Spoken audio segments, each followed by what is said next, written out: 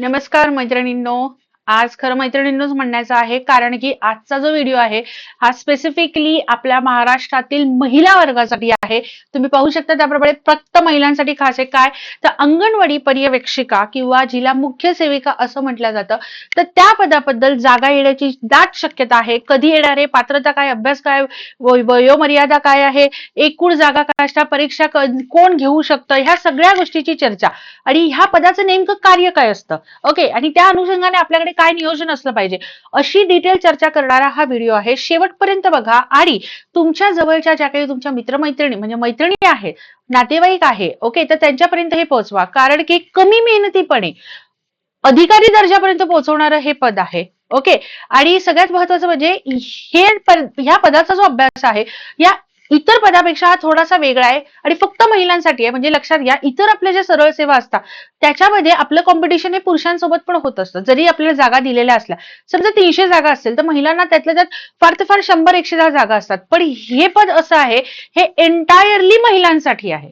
समजलं? त्यामुळे तुम्ही इतर जो अभ्यास करत असाल तर त्याच्यापैकी ह्या पदाचा आवर्जून आणि विशेष फोकस ठेवून अभ्यास केला तर थोडंसं कॉम्पिटिशन लेवल आपल्याला कमी फेस करायला मिळू शकते. समजलं? सो मी सगळी माहिती सांगणार आहे. बघा, अंगणवाडी पर्यवेक्षिका शहरी आणि म्हणजे नागरी भागात आणि ग्रामीण भागामध्ये अशा दोन्ही ठिकाणी ते भरल्या जातात. ओके, दुसरा महत्वाचा मुद्दा, ही जी पद आहे हे प्रमोशनद्वारे पण भरल्या जातं, पदोन्नती ज्याला म्हटलं जातं, आणि सरळ सेवेमार्फत सुद्धा भरल्या जातं. ठीक आहे, तर ही एंटायरली गोष्ट जी आहे काय आहे ती मी तुम्हाला आता एक्सप्लेन करते. सुरू करूया. पुढे जाण्याआधी चॅनलला सबस्क्राईब करून ठेवा, बेल आयकॉन प्रेस करा, जेणेकरून फक्त माहितीचेच नाही आपले अभ्यासाचे सुद्धा अनेक व्हिडिओ इथे अवेलेबल असतात. सो तुम्हाला नक्कीच त्याचा फायदा होईल. आलं लक्षात? चलो लेट स्टार्ट. बघा, याची पात्रता काय आहे, तर पात्रतेमध्ये क्लिअरली सांगते, कोणत्याही शाखेचा पदवीधर. काय म्हटलंय? कोणत्याही शाखेची चालेल, शाखेची पदवी इथे पाहिजे. लक्षात घ्या, बीसीए असू द्या, बीएससी असू द्या, बीए असू द्या, बीकॉम असू द्या, बीई असू द्या, कोणतीही पदवी इथे आहे. आता इथे तुमचा प्रश्न रेज असा होईल की मी शेवटच्या वर्षाला आहे तर मी एलिजिबल आहे का, असा प्रश्न आहे.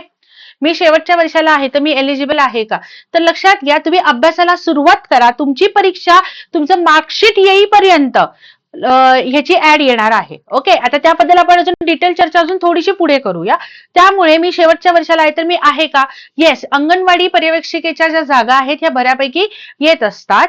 आता बघा, दोन गोष्टी तुम्हाला मी इथे एक्सप्लेन करते. एक पहिला घटक जो आहे तो लक्षात घ्या, इथे आहे नागरी किंवा शहरी ज्याला म्हटलं जातं, आणि दुसरं आहे ग्रामीण. ओके, ग्रामीण भागामध्ये भरल्या जाणार. ओके, आता ह्याच्यामध्ये पुन्हा एक असं बायफर्गेशन आहे, ते म्हणजे प्रमोशनद्वारे भरल्या जाणारे. ओके, आणि नेक्स्ट आहे सरळ सेवेमार्फत भरण्यात जाणारे. सरळ सेवेमार्फत. तर बघा, नागरी भागाच्या प्रमोशनद्वारे ज्या आहेत त्या डन आहेत, आणि नागरी भागाच्या जुलैमध्ये ऍड आली होती, टीसीएस द्वारे घेतल्या जाणार होत्या. ओके, पण आता ह्याला काय झालेलं आहे, स्थगिती आलेली आहे. ओके, स्थगिती याच्यावर आलेली आहे आणि या टीसीएस द्वारे भरल्या गेल्या होत्या. बघा, लक्षात घ्या, जो काही परीक्षांचा जो कॉन्ट्रॅक्ट होता तो नागरी भागाशी संबंधित ज्या काही पदं भरल्या जाणार होती ते टीसीएस द्वारे, आणि जे ग्रामीण भागातले भरल्या जाणार होते ते सगळे आयबीपीएस म्हणजे जिल्हा अंतर्गत ज्या जागा होत्या त्या आयबीपीएस द्वारे होत्या. आता इथे लक्षात घ्या, इकडे ग्रामीण मधल्या ह्या ज्या प्रमोशनद्वारे आहेत, ओके, ह्या सुद्धा बाकी आहेत, बाकी. ओके, आणि ह्या ज्या आहेत ह्या सुद्धा इकडे आहे. सो आपण जे आहोत ना ते इथे करत आहोत. आता ज्या ग्रामीण भागातल्या प्रमोशनद्वारे भरल्या जाणार आहे तर त्याचा क्रायटेरिया काय आहे, तर त्यांच्याकडे 10 वर्षाचा एक्सपिरियन्स पाहिजे आहे. कशाचा? अंगणवाडी सेविका. ओके, प्लस त्यांच्या वयाची 45 वर्षापर्यंत जे कोणी आहे ते ह्याच्यामध्ये अप्लाय करू शकतात. म्हणजे 45 पर्यंत ज्याचं वय आहे आणि 10 वर्षाचा ज्याच्याकडे एक्सपिरियन्स आहे ते लोक प्रमोशनसाठी एलिजिबल आहे. ओके, मग आता आपण कुठे पोहोचतोय? आपण इकडे, right, I am here. So इथे आपल्याला करायचंय, त्याच्या जागा किती, तर लक्षात घ्या, साधारणपणे प्रमोशन आणि ह्या पकडून एक 500 जागाच्या आसपास आकडा ऐकिवात आहे. एवढं सोडून द्या, मी तुम्हाला एवढं मोठं हे नाही दाखवणार, पण माझ्या मते 128 हा आकडा कन्फर्म होता, ज्यामध्ये वाढ होऊन मॅक्सिमम 200 ते 210 जागा आपल्याला भेटतील. समजलं? पिक्चर डोक्यामध्ये क्लिअर आहे. किती जागा हे मेरिटसाठी ऍक्च्युली योग्य असतं, पण त्याच्या मागे ना आपण खूप जास्त आपली एनर्जी घालवतो, ती आता घालवणं बंद करा. क्लिअर? सो तुमच्याकडे कोणत्याही शाखेची पदवी असेल तर प्लीज, आणि तुम्ही थर्ड इयरला असाल तरी सुद्धा तुम्ही अभ्यासाला लागा. का? कारण की बघा, सध्या इलेक्शन्स आणि हा सगळा आपला माहोल आहे, आणि त्याच्यानंतर सगळं म्हणजे हे आपले सगळे इलेक्शनचा पिरियड कंप्लीट होऊन साधारणपणे एप्रिलमध्ये ह्याची ऍड अपेक्षित आहे. ठीक आहे. मग त्याच्या अनुषंगाने तुमची परीक्षा ग्रॅज्युएशनची झालेली असेल किंवा ऍप्लिकेशन असेल, बघा लक्षात घ्या, हे सगळे जे प्रश्न असतात तुमचे व्हॅलिड प्रश्न आहे, पण ह्याच्याबद्दल आहे ना मी काय किंवा इतर कोणीही कन्फर्म सांगू शकत नाही. का? कारण की ऍड मध्ये समजा काही बदल झाला तर तुम्ही तर आम्हालाच जबाबदार ठरवाल, हो की नाही? त्यामुळे लक्षात ठेवायचं, तुम्ही अभ्यास करत राहा, पण येणारी संधी कधीही अचीव होते. आणि एवढं स्ट्रॉंगली सांगायचं कारण काय असतं, तर बघा, परीक्षा टीसीएस घेते, आयबीपीएस घेते की एमपीएससी घेते ते महत्वाचं नाहीये. महत्वाचं काय आहे, अभ्यास पूर्ण होणं गरजेचं आहे. ठीक आहे. बरेचसे विद्यार्थी ह्याच्यामध्येच वेळ घालवतात. आता टीसीएसने जागा ज्या परीक्षा घेतात ना, टीसीएस वाले परीक्षाचे फॉर्मची डेट संपले ना की साधारणपणे महिना ते सव्वा महिन्यामध्ये लगेच परीक्षा अरेंज करतात आणि लगेच परीक्षा घेतात. असा टीसीएसचा आतापर्यंतचा रेकॉर्ड आहे. फक्त ही जी स्थगिती आलेली परीक्षा आहे ही आतापर्यंत थांबलेली आहे. Even same with IBPS. Okay, ते कधीही थांबत नाहीत, ते पटापट अरेंजमेंट करत असतात. ओके, एक्झाम्सची. आता एमपीएससी जरी झालं तरी त्याच्यामध्ये खूप काही असा ड्रास्टिक चेंज होणार नाही. अरेंजमेंट एक्झामची लगेच होते. मग तुम्हाला त्या पिरियडमध्ये अभ्यास करायला वेळ मिळत नसतो, डॉक्युमेंट गोळा करायला वेळ मिळत नसतो. तर हे बघा, डॉक्युमेंट म्हणजे खूप काही हे नसतात. सगळ्यात महत्वाचं तुमचं ग्रॅज्युएशन झालेलं आहे ते सर्टिफिकेट लागत असतं. तुमच्याकडे हे असेल, मार्कशीट सर्टिफिकेट असतं, 10वी 12वी ग्रॅज्युएशन. एमएससीआयटी असेल तर तिथे ओके, नसेल तर 1-1.5 वर्षाचा त्यांनी दिलेला आहे, किंवा इतर तुमची जी काही रिक्वायरमेंट आहे एमएससीआयटी बद्दलची तुमची जी काही कन्फ्युजन आहे त्याच्याबद्दल पण मी एक स्वतंत्र व्हिडिओ टाकून ठेवलेला आहे आपल्या चॅनलवरती, तुम्ही प्लीज पहा, तुम्हाला तेही क्लिअर होईल. ओके, त्याच्यानंतर तुमचं कास्ट सर्टिफिकेट असेल किंवा नॉन क्रिमिलियर असेल, मग हे ज्या गोष्टी असतात ना, ज्या आपल्या वेळ खाऊ असतात, त्या तुम्हाला आता अरेंज करून ठेवणं सोपं असतं. म्हणून तुम्हाला सगळेच शिक्षक जी काही माहिती सांगतात ती एवढी कळकळीने सांगण्याचं लॉजिक एवढंच आहे. समजलं तुम्हाला? सो हे पिक्चर क्लिअर आहे. आपण इथे बसणार आहोत आणि आपल्याला इथे काम करायचंय. तर आता ह्याची सगळ्यात महत्वाचा पुढचा मुद्दा, वयोमर्यादा किती? तर जनरली सगळीकडे 18 वर्ष सांगितलेलं आहे, पण इथे जे आहे ते 21 वर्ष आहे. ओके, आणि ओपन वाले जे असणार आहे ते 38.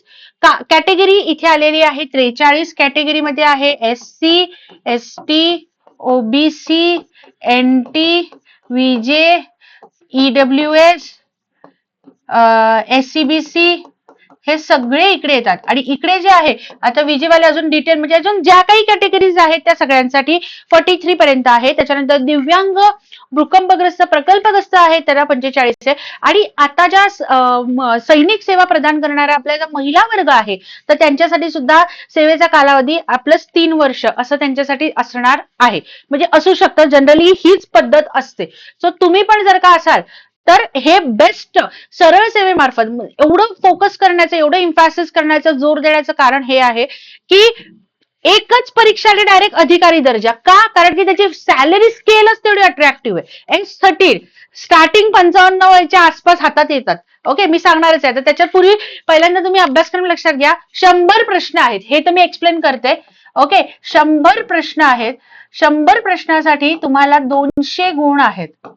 ओके, 100 प्रश्नाला 200 गुण. त्याच्या कॅटेगरी आता लक्षात घ्या. एक असतो तांत्रिक घटक, ओके, आणि एक असतो अतांत्रिक घटक. जे मी सांगितलं ना तुम्हाला, इतर परीक्षांपेक्षा ही परीक्षा कशी वेगळी आहे ते इथे नीट समजून घ्या. आता तांत्रिक घटकामध्ये कशाचा समावेश होतो, तर सगळ्यात पहिल्यांदा येतं आपलं मराठी. ओके, त्याच्यात येतं नंतर इंग्रजी, मग येतं मॅथ्स, रिझनिंग, आणि मग आहे जीके, जीएस. ओके, आता इकडे बघा अतांत्रिक घटकामध्ये कशाचा समावेश आहे, तर सगळ्यात पहिल्यांदा ICDS चे कायदे आणि योजना. ओके, नेक्स्ट आहे पोषण अभियान, आणि एक आहे संगणक. ओके, मग आता ह्याचं विभागणी कशी आहे, तर बघा हे सगळे मिळून असणार आहे तुम्हाला 60 प्रश्न, आणि हे सगळे मिळून तुम्हाला असणार आहेत 40 प्रश्न. ओके, कसं? तर ICDS कायद्यावरती 20 आहेत, पोषण अभियानावरती 10 आहेत आणि संगणकावरती 10 आहेत. तांत्रिक. लक्षात येत आहे? सॉरी, हे तांत्रिक आहेत. I am extremely sorry. हे तांत्रिक घटक आहे आणि हे अतांत्रिक घटक आहे. ओके, अतांत्रिक हे घटक आहे. आता अतांत्रिक 60 प्रश्न 120 आणि तांत्रिक घटकाचे हे 80 गुण. लक्षात येत आहे? लिहिताना थोडीशी चूक झाली. हे अतांत्रिक आहे. हे सगळ्याच परीक्षांमध्ये आहेत. ओके, पण हे स्पेसिफिकली याच परीक्षेसाठी आहे. याच परीक्षेसाठी तुम्हाला अभ्यास करायचा आहे. तेच मी इथे एक्सप्लेन केलंय. पुन्हा एकदा बघा. इंग्लिशचे 10 गुण, सॉरी 10 प्रश्न 20 गुण, मराठीचे 10 प्रश्न 20 गुण, सामान्य ज्ञानचे 20 प्रश्न 40 गुण बघा. आणि त्याच्यानंतर ICDS पोषण हे काय झालं? तांत्रिक घटक झाला. ओके, आणि त्याच्यानंतर हा आपला रेग्युलर घटक झाला आणि हा एक तांत्रिक घटक झाला. म्हणजे अजून तरी याला निगेटिव्ह मार्किंग बद्दल कुठच्याही प्रकारची चर्चा नाहीये. ओके, आयडिया नाही. शक्यतो सरळ सेवेमध्ये निगेटिव्ह मार्किंगची आपल्याला म्हणजे नसते, भीती कमी असते. त्यामुळे हा एवढा अभ्यासक्रम आपल्याला आहे. काय वेगळं आहे? तर हा जो 40 प्रश्नांचा घटक आहे हा वेगळा आहे आणि हाच मॅक्सिमम रिझल्ट डिसाइडिंग फॅक्टर ठरतो. समजलं? बघा, हे 40 प्रश्न, हे जे 60 प्रश्न आहेत ना, हे कॉमनली सगळीकडेच आहेत आणि याचा अभ्यास जोरदार असतो. पण ह्या पदासाठी असणारे हे जे कायदे आणि हे खूप सोपे असतात. काही म्हणजे असं हे नाही. आणि इतका इंटरेस्टिंग घटक आहे, म्हणजे मी स्वतः सध्या त्याच्यावर अभ्यास करतेय आणि तुम्हाला लवकरात लवकर मी याची बॅच सुद्धा अवेलेबल करून देणार आहे. ठीक आहे, त्यामुळे काळजी नसावी. तांत्रिक घटक तुम्ही पहिल्यांदा अतांत्रिकवर फोकस करा. ठीक आहे, चलो पुढे बघूया. वेतन, मगाशी सांगितलं मी तुम्हाला, वेतन आहे S13 स्केल. S13 म्हणजे तुमची स्टार्टिंग होते 34,000 ते 1,12,000 आणि हातामध्ये तुम्हाला मिळतात साधारण 55,000 स्टार्ट. आता हे तर आहे कुठचं? आपलं 7वा वेतन आयोग. तुम्हाला माहितीये ना, आता चर्चा आहे 8वाची. 8व्या अजून येऊस तर 2-1 वर्ष, 8व्याला लागायला 1-1.5 वर्ष तर किमान आहे. पण नंतर सगळे एरर्स मिळतात ना, एरर्स चांगले मस्त भरघोस अमाऊंट मिळते हातामध्ये, की एखाद्या फ्लॅटचं किंवा एखाद्या जागेचं तुम्ही डाऊन पेमेंट, एखाद्या गाडीचं डाऊन पेमेंट करू शकाल एवढं चांगलं तुम्हाला एरर हातामध्ये मिळतो. ओके, लक्षात घ्या. तुम्हाला एक गोष्ट सांगते, म्हणजे सगळ्या लेडीजच तुम्ही बघत असाल किंवा असे काही पुरुषही असेल जे खरोखर आपल्या घरातल्या स्त्रीला सपोर्ट करत असेल, तर सगळ्यांना एक गोष्ट असते ती म्हणजे फेमिनिझम. ऐकलंय? फेमिनिझम म्हणजे काय? स्त्रीवाद. तर स्त्रीवाद वगैरे असं काही नसतं. आपल्याला इक्वॅलिटी नकोय, हे डोक्यात पहिलं ठेवा. इक्वॅलिटी, जी गोष्ट पुरुष करू शकतात तर ते पुरुषच करू शकतात आणि जी गोष्ट स्त्री करू शकते ती स्त्रीच करू शकते. आजही बाळ जन्माला तेच घालू शकतं, स्त्रीच घालू शकते. बरोबर आहे? आजही उघड्यावर बसून, वाऱ्यावर बसून, ट्रकवर बसून फिरू पुरुषच शकतात, स्त्री नाही फिरू शकत. आणि असलं काहीतरी भन्नाट प्रयोग आपण काही करणार नाही. म्हणजे सांगायचं काय, हा डिफरन्स आहे, हा आपल्याला मान्य पाहिजे. आपल्याला काय पाहिजे? बिईंग अ लेडीज, मी स्वतःवरनं पण तुम्हाला काही गोष्टी सांगते. आपल्याला फायनान्शियली इंडिपेंडन्स पाहिजे, डिसिजन घेण्याची मुभा पाहिजे, आपल्या मताला आवाज पाहिजे आणि त्याच्यासाठी अभ्यास करा, त्याच्यासाठी मेहनत करा, त्याच्यासाठी एका पदावर जा. ठीक आहे? ते तुम्हाला पोस्ट मिळाली म्हणजे तुम्ही खूप पॉवरफुल आणि equality and all, that is all fake. There is no equality. कोणी किती मोठ्या पदावर जा, नो इक्वॅलिटी. कारण मी तुम्हाला एक छोटंसं ऑब्झर्वेशन सांगते. आता आपल्या देशाच्या ज्या राष्ट्रपती आहेत मॅडम, ओके, तर त्यांचं स्ट्रगल वगैरे सगळं इतकं असं हे करून, म्हणजे असं हे करून सांगतात ना, की बघा किती कष्टाने आणि ऑल अँड ऑल. असं कुठच्या पुरुषाबद्दल तर मी राष्ट्रपती बद्दल ऐकलं नाही. पण मग ती स्त्री आहे तर तिला का असं हे केलं जातं? स्ट्रगल सगळ्यांनीच केलेलं आहे ना, राईट? तुम्हाला मुद्दा लक्षात आलाय की कसं असतं माहितीये का, की तुम्हाला किती ग्लोरीफाय केलं जातं, तुम्हाला समोरचा व्यक्ती कौतुक करतोय की तुमचा अपमान करतोय ना, तुम्हाला ह्या गोष्टी कळल्या पाहिजेत. समजलं?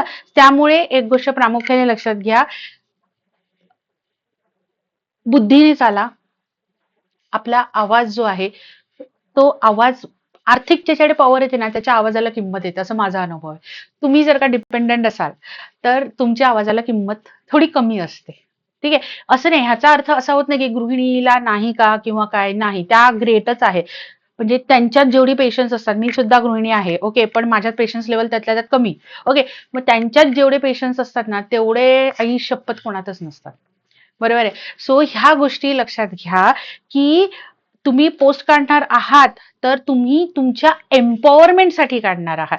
तुमची एम्पॉवरमेंट ही तुमच्यापुरती आहे, समोरच्याला कमी लेखण्यासाठी नाही. समजलं? त्यामुळे ह्या गोष्टीकडे एक म्हणजे व्यवस्थित लक्ष ठेवायचं आणि मग अभ्यासाला लागायचं. समजलं? चलो बघा, त्याच्यानंतर कार्य काय करावं लागतं. आता बघा, बॉस आहात तुम्ही, बॉस. ओके. साधारणपणे बाळांनो 25 अंगणवाड्या तुमच्या अंडर असतात आणि मग 25 अंगणवाड्यामध्ये ज्या मदतनीस आहे, ज्या सेविका आहे, त्या सगळ्या तुमच्या अंडर काम करतात. म्हणजे तुम्हाला त्यांच्या काय करायचे, मीटिंग्स घ्या. ओके. नंतर ते ICDS जे असतात ना, ते प्रोग्राम 1975 तो सुरू झाला, तर त्याच्या अंतर्गत ना सतत सतत सतत काही ना काहीतरी योजना वगैरे येत असतात. तर त्या योजनांशी संबंधित पण तुम्हाला काही इम्प्लिमेंटेशनला प्रॉब्लेम येतोय का, किंवा तुमच्या भागामध्ये त्याच्या संबंधात काही वेगळी गरज आहे का, मग ह्या सगळ्याच्या गोष्टी त्या इकडे येतात. ओके. कार्य इंटरेस्टिंग आहे आणि महत्वाचं म्हणजे ना, आपण जे डे टू डे लाईफ मध्ये जे आपण फेस करतो घरामध्ये एक स्त्री म्हणून, ओके, म्हणजे स्वतःच्या हेल्थ बाबतीत, लेकरांच्या हेल्थ बाबतीत जे आपण फेस करतो ना, त्याचाच अभ्यास आपल्याला इकडे डन करायचा आहे. समजलं? फक्त त्याला काय करायचंय, एक शासनाच्या माध्यमातून आपण त्याचा फायदा घ्यायचा आहे. समजलं की नाही? आता बऱ्याचशा गावामध्ये अंगणवाड्यामध्ये स्त्रियांसाठी बघा औषधं दिल्या जातात, पण ती औषधं फुकट मिळतात म्हणून आवडीने जातात. हळदी कुंकाला आपण जेवढ्या आवडीने जातो ना, तेवढ्या त्या औषधाला फुकट जातो का, हा विचार करा. ओके. टुचून घ्यायचं असेल तरी जातो का, नाही ना. इंजेक्शन घ्यायला तरी आपण एवढ्या आवडीने जातो का, नाही. So health, physical health, mental health, if woman is strong and perfect, then the family is completely strong and perfect, and if the family is strong, then the society is strong. बरोबर की नाही? हे connection आहे आणि ह्याच्यासाठीच आपल्याला आपलं योगदान द्यायचं आहे. क्लिअर? बघा, येस. आता त्याच्या संदर्भात मी तुम्हाला सांगत होती की तुम्हाला काय करायचं, जो अतांत्रिक घटक आहे ना, त्याचा अभ्यास करायचा. तांत्रिक घटकाची बॅच मी लवकरच लॉन्च करणार आहे. ठीक आहे. पण तत्पूर्वी तुम्हाला मराठी हे शिकायचं असेल तर पहिले 499 रुपये जी फी आहे, त्याच्यामध्ये तुम्हाला संपूर्ण मराठी व्याकरण आणि प्लस शब्दसंग्रहाची तयारी करून घेणार आहे. आणि GK-GS चा जो बेस असतो, म्हणजे साधारणपणे 50% सिलेबस हा स्टेट बोर्डातून कव्हर होत असतो. तशी मूलाधार बॅच आहे. सध्या या 2 बॅचेस तुमच्यासाठी खूप उपयुक्त आहे, तर त्या हे करा, लवकरात लवकर जॉईन करा, ऍप डाउनलोड करून ठेवा. आणि उद्या 26 जानेवारी आहे, तर लक्षात घ्या, तर तुम्हाला येत्या 25, 26 आणि 27 जानेवारी रोजी ह्याच्यावर मी ऑफर दिलेली आहे. त्याच्यासाठी तुम्हाला ऍप डाउनलोड करून ठेवायचं आहे आणि भारत 26 हा कोड अप्लाय करायचा आहे. काय? भारत 26 हा कोड अप्लाय करा. आणि नंतरच्या वेळेस गडबड होऊ नये असं वाटत असेल तर आत्ताच लगेच ऍप डाउनलोड करून ठेवा. त्या दिवशी ज्या क्षणाला ऑफर स्टार्ट होणार लगेचच घ्या. 26% डिस्काउंट अवेलेबल करून देण्यात आलेला आहे. किती? 26% डिस्काउंट आहे. ओके. आणि जे कोणी नंतर बघत आहात आणि ज्यांना ऍडमिशन करायचे असतील, ओके, आणि डिस्काउंट रिलेटेड काही मॅटर असेल तर प्लीज कॉल मी, आपण त्याच्यावर बोलूया. ठीक आहे. चलो पुढे जाऊया. आता परीक्षा, रिक्त जागा आणि जाहिराती. तर लक्षात घ्या, परीक्षा जी आहे ती आपली TCS तर नागरी भागासाठी आहे. मग आता इकडे परीक्षा IBPS द्वारे जाते की MPSC द्वारे जाते, याचं आपल्याला सध्या क्लॅरिटी. MPSC ने घेऊ द्या, IBPS ने घेऊ द्या, काही मेजर काही चेंजेस होणार नाहीत. ठीक आहे. रिक्त जागा मी तुम्हाला सांगितल्या 128 ते 210 पर्यंत आपण एक्सपेक्ट करूया. जाहिरात जे आहे ते आता सगळ्या ज्या आपल्या स्थानिक गव्हर्नमेंटच्या सगळ्या ज्या इलेक्शन संपल्या की अप्रॉक्सिमेटली मार्चच्या पुढेच लक्षात घ्या जागा आहेत. मार्चच्या पुढे ओके जागा असणार आहेत. अभ्यासाला लागा. जे 60 प्रश्न आहेत, जे तलाठी, ग्रामसेवक, वनरक्षक, कृषी, आरोग्य भरती, ज्या ठिकाणी ज्या 60 प्रश्न आहेत ते कॉमनच आहेत बाळांनो. 40 वेगळे आहेत ना, ते 60वर पूर्ण फोकस करा. लवकरच तुम्हाला मराठी व्याकरणाशी संबंधित जे सराव प्रश्नसंच आहेत ते आपण इथे सुरू करणार आहोत. लाईव्ह असणार आहे, म्हणून तुम्हाला त्याचा त्यावेळेस नक्की फायदा होईल. मग आता जॉईन करून ठेवायला काही हरकत नाहीये. लक्षात येत आहे? सो बेसिक सगळ्या गोष्टी झाल्या. आता नियोजन कसं पाहिजे, तर बघा 2 गोष्टी आहेत. एक म्हणजे तांत्रिक घटक आहे आणि एक आहे अतांत्रिक. बरोबर आहे. आता ह्याचा तुम्ही अभ्यास कसा कराल, तर अतांत्रिक जो घटक आहे ह्याला डेली 3 तास तुम्हाला द्यायचे आहे आणि तांत्रिक घटकाला तुम्हाला डेली 1 तास द्यायचा आहे. कंपल्सरी 1 तास द्या. आता ह्याच्यामध्ये 3चे आणि प्लस 2 तास तुम्ही अजून ऍड केलं. बघा तुम्हाला कोणतीही पोस्ट काढायची असेल ना बाळांनो, तर किमान 6 तास अभ्यास करणं आवश्यक आहे. आता तो तुम्ही कसा मॅनेज करता तो तुम्ही बघा. ओके, 6 अवर्स आहे. ह्याच्यातला 1 तास सध्या तांत्रिक घटकाला द्यायला सुरुवात करा. ICDS चे कायदे, पोषण अभियान आणि एकदम हलकं फुलकं त्याच्यासाठी एकच सांगेन, संगणक करा. ओके, पण मेजरली सध्या इकडे फोकस करा. कधीपर्यंत? साधारणपणे 15 मार्च पर्यंत. आणि 15 मार्च नंतर आपण इथे तांत्रिक घटकाची संबंधी बॅच पण टाकूया आणि त्याच्याशी हे पण करूया. समजलं? सध्या जे इकडचे आहे अतांत्रिक घटक त्याच्यावर तुम्हाला मॅक्सिमम काम करणं आहे. ठीक आहे. आता ह्याच्याशी संबंधित तुमचं जो आतापर्यंतचं नियोजन आहे ते कंटिन्यू करा. आणि जे तुम्ही अभ्यासात नवीन असाल तर मला वैयक्तिक बोला, आपण त्याच्यावर ठरवू काय करता येईल ते. ओके, सो मी आता इथे थांबत आहे. आय होप तुम्हाला लेक्चर आवडलं असेल तर लाईक, शेअर, सबस्क्राईब, कमेंट, मैत्रिणींबरोबर शेअर करा. ओके, आणि लक्षात ठेवा आपल्याला स्वतःला एम्पॉवर करायचंय, समोरच्याला दाखवायला नाही. Okay, so bye bye, take care, जय हिंद.